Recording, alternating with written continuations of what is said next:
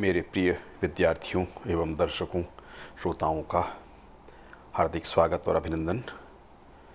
द्वितीय विश्व युद्ध के पश्चात ब्रिटेन की क्या स्थिति थी, इस पर हम पहले वीडियो में चर्चा कर चुके हैं। 18 बिंदुओं पर हमारी चर्चा पहुंच चुकी थी। 19वीं बिंदु पे हम बात करेंगे। स्वेज संकट, स्वेज नहर का संकट था। यह संकट 1956 में उत्पन्न हुआ तथा इससे यह स्पष्ट हो गया कि ब्रिटेन अब विश्व शक्ति नहीं रहा तथा उसका स्थान संयुक्त राज्य अमेरिका ने ले लिया है। संयुक्त राज्य अमेरिका के दबाव के कारण इंग्लैंड को इस प्रकरण पर झुकना पड़ा था। मिस्र के राष्ट्रपति नासिर के द्वारा स्वेज नहर का राष्ट्रीयकरण 26 जुलाई 1956 को कर दिया गया था। यह ब्रिटेन के साथ हुए समझौते का खुला उल्लंघन था। ब्रिटेन इससे तिलमिला गया, इसका उसने विरोध किया। फ्रांस और इस्राइल के साथ मिलकर उसने वहाँ सेना भेज दी। पहले तो वार्ता का प्रयास किया किंतु कोई हल नहीं निकला। तब उसने इस्राइल और फ्रांस के साथ मिलकर संयुक्त सेना वहाँ पर भेजी और अधिकार कर लिया। किंतु अमेरिका के दबाव के कारण उसे झुकना पड़ा, वहाँ से सेना हटानी पड़ी और समझौता करना पड़ा। इस तरह से ये संकट इस समय आया था और उसका इस तरह से निदान हुआ। परमाणु परीक्षण करना। 1952 में ब्रिटेन के द्वारा पहला परमाणु परीक्षण किया गया। आप सभी को ज्ञात है कि हमने द्वितीय विश्व युद्ध के अंतर्गत ये देखा था कि युद्ध का अंत करने के लिए संयुक्त राज्य अमेरिका ने जापान के हिरोशिमा और नागासाकी पर बम गिराए थे अगस्त में, और एक तरह से शक्ति का प्रदर्शन था, जैसा कि अंतर्राष्ट्रीय राजनीति में चलता है। अपनी धौंस दिखाने के लिए, ये दिखाने के लिए कि हमारे पास अणुशक्ति है, इसका प्रदर्शन किया और आम जनता के लोग बड़ी संख्या में मारे गए। आप सभी को ये घटना ज्ञात होगी। तो परमाणु संपन्न राष्ट्र एकमात्र अमेरिका था। ब्रिटेन भी उसी प्रयास में लगा था। तो 1952 में ब्रिटेन के द्वारा पहला परमाणु परीक्षण किया गया और इसके पश्चात आणविक हथियारों का निर्माण ब्रिटेन के द्वारा प्रारंभ किया गया।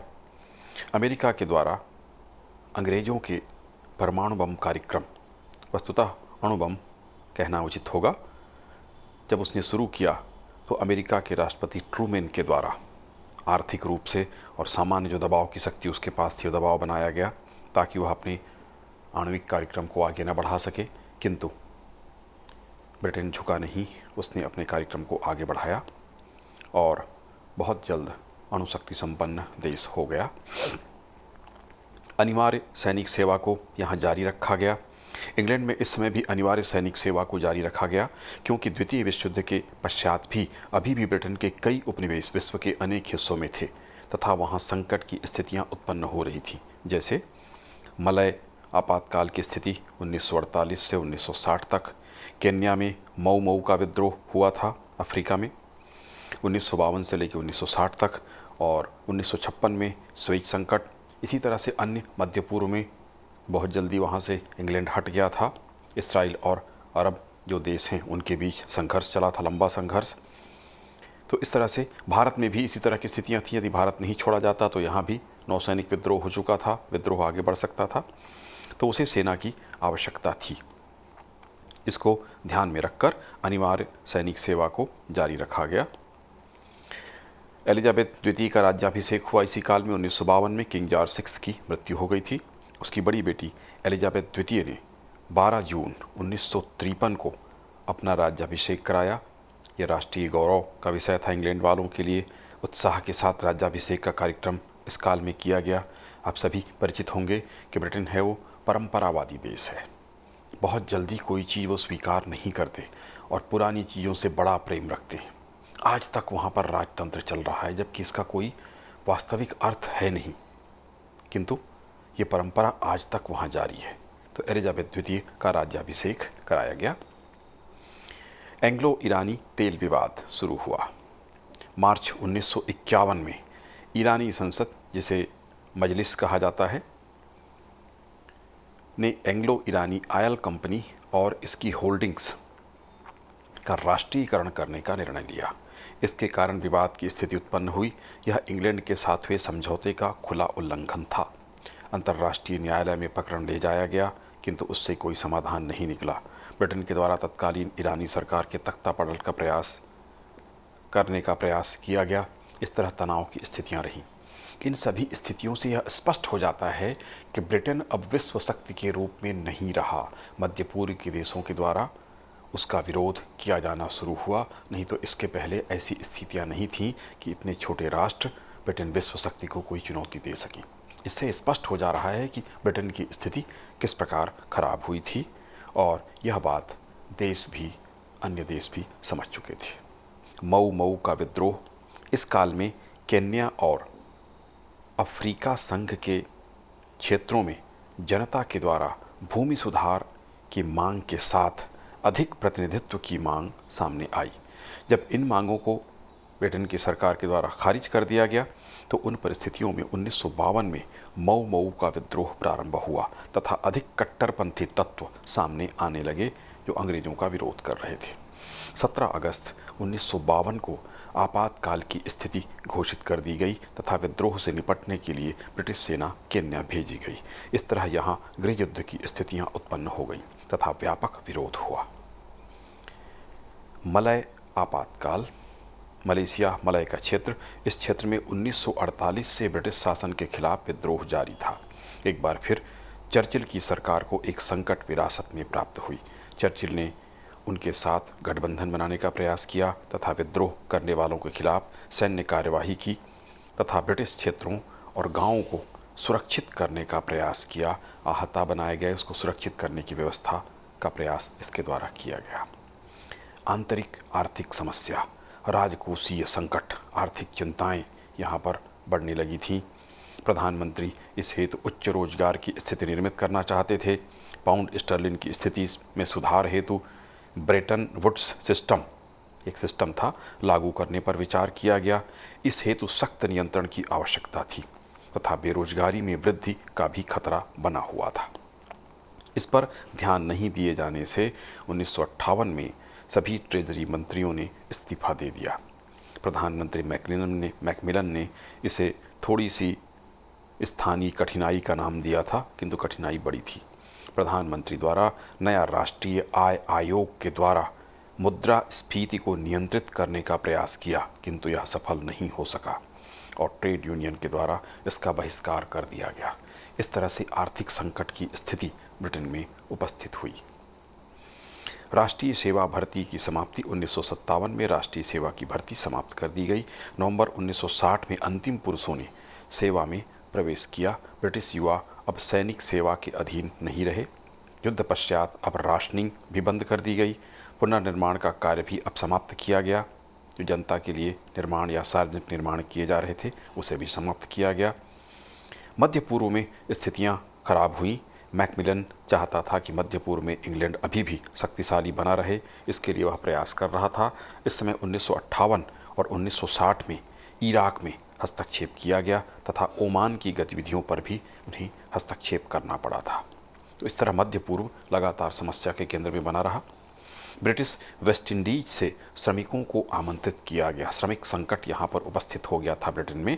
इस सरकार के द्वारा ब्रिटिश वेस्ट इंडीज से सैनिकों को मातृदेश या ब्रिटेन की मदद के लिए इंग्लैंड आने हेतु आमंत्रण भेजा गया, जिससे बड़ी संख्या में श्रमिक ब्रिटिश वेस्ट इंडीज से इंग्लैंड पहुँचे और इनको यहाँ की नागरिकता भी दी गई। 1959 के चुनाव में टोरी पार्टी को विजय दिलाने में इनकी मुख्य भूमिका थी, क्योंकि इनको रोजगार मिला। गरीब स्थिति में थे, यहाँ पर आके उनको सस्ते दरों पर यद्यपि रखा गया, किंतु उनके लिए वो बहुत था। तो बड़ी संख्या में यहाँ पर आए। इन्होंने टोरी पार्टी को, क्योंकि उनके आमंत्रण पर वो आए थे, इस कारण उनको वोटिंग कर जिताया। मिसाइल एवं परमाणु समझौता।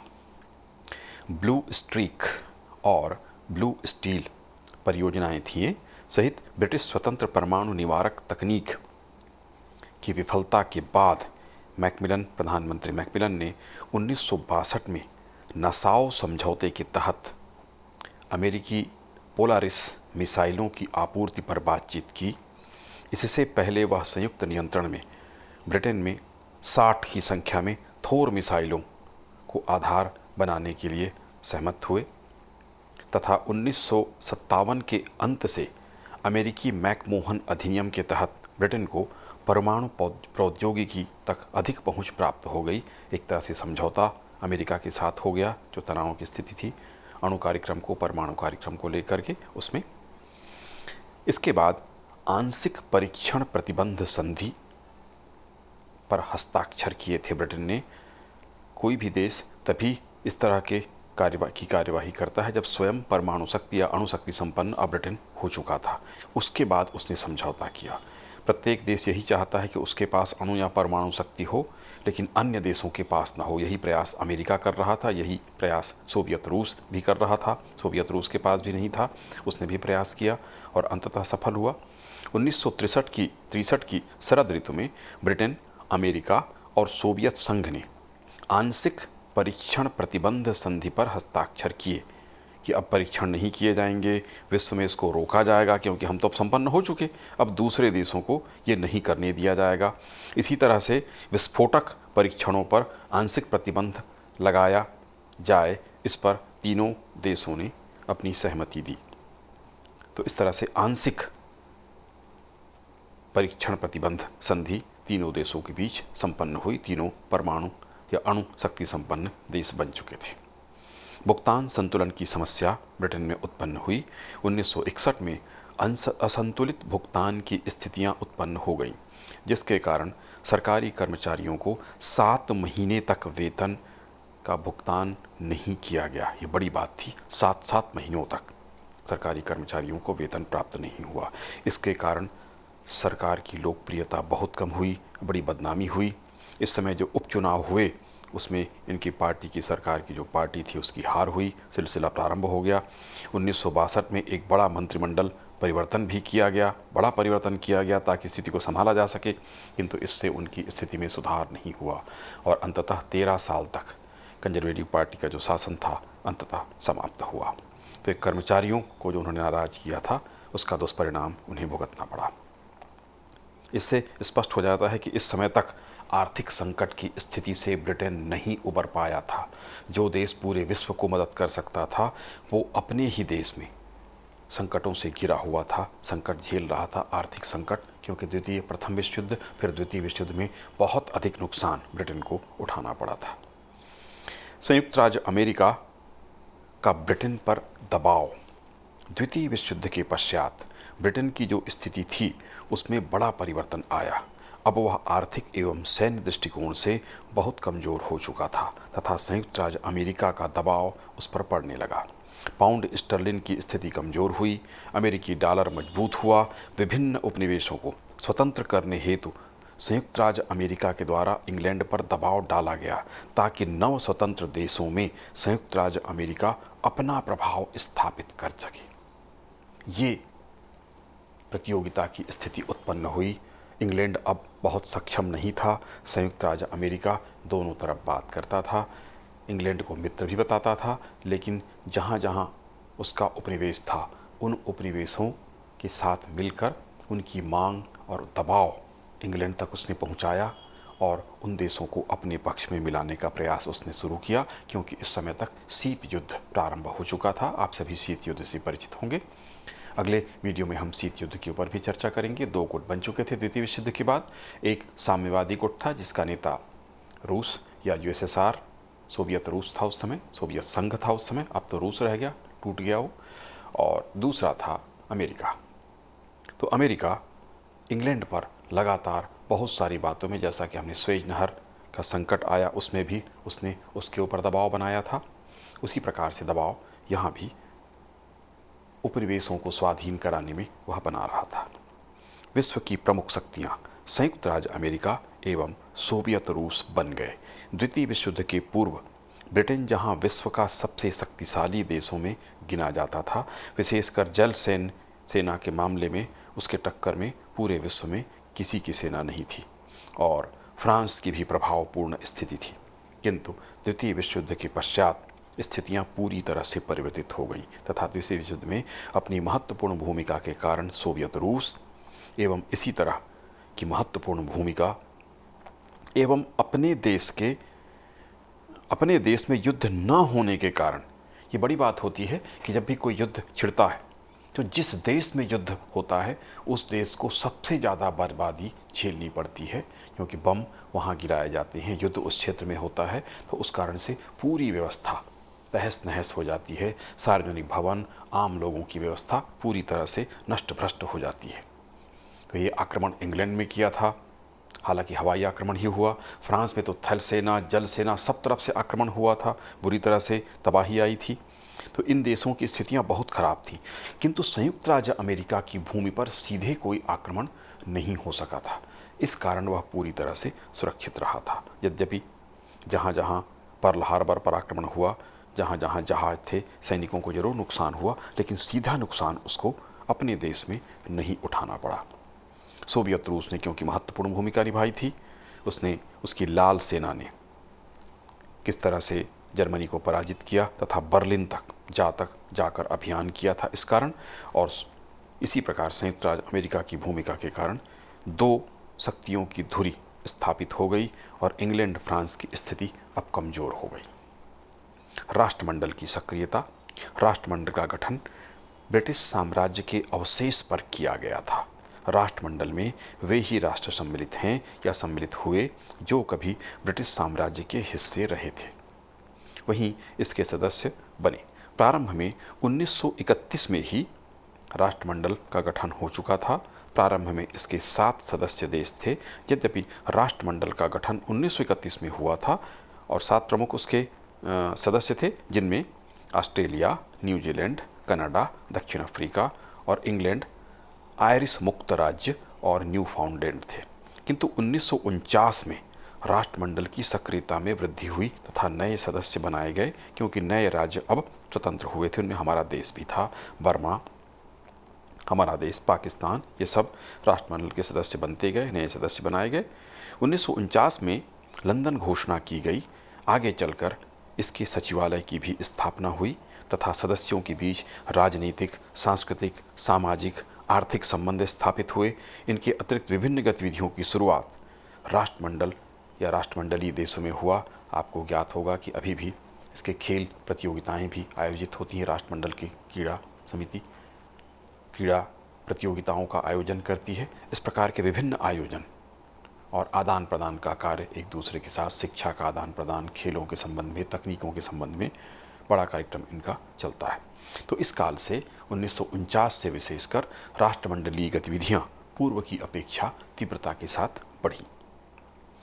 तो ये स्थिति थी द्वितीय विश्व युद्ध के बाद।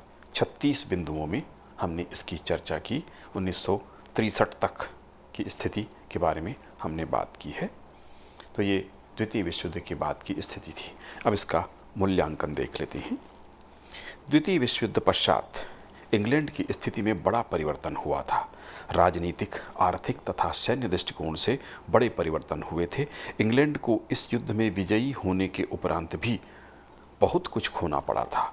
इंग्लैंड का जो स्थान द्वितीय विश्व युद्ध के पूर्व था, अब वह स्थान न रहा।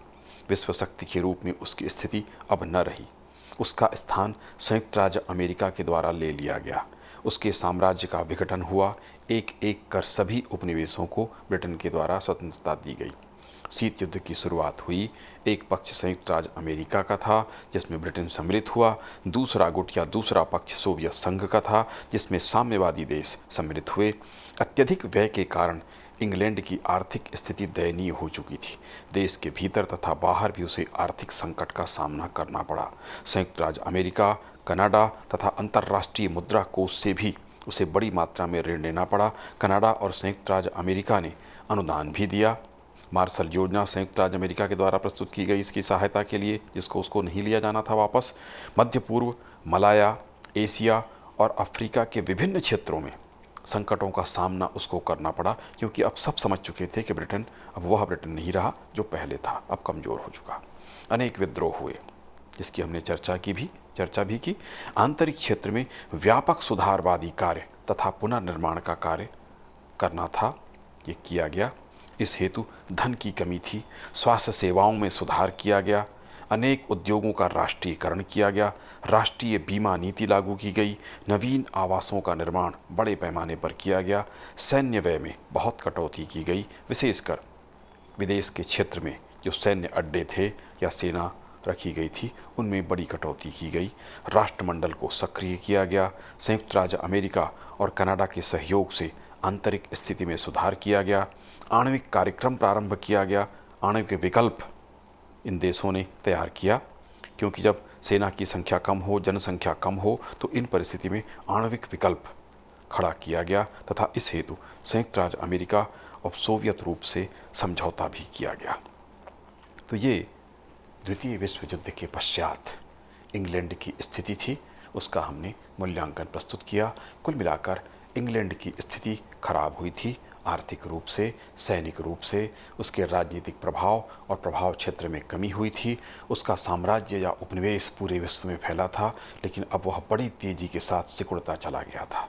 तो ये इंग्लैंड के लिए द्वितीय विश्व युद्ध बहुत विनाशकारी सिद्ध हुआ था। प्रथम विश्व युद्ध के बाद ही इंग्लैंड कमज़ोर हो गया था और इसीलिए उसने तुष्टीकरण की नीति अपनाई थी और युद्धों से लगातार बचने का प्रयास करता रहा था, क्योंकि वह एक व्यावसायिक व्यापारी देश था और एक व्यापारी या व्यापारी देश निश्चित रूप से अपनी आर्थिक स्थिति पर बहुत ध्यान देता है।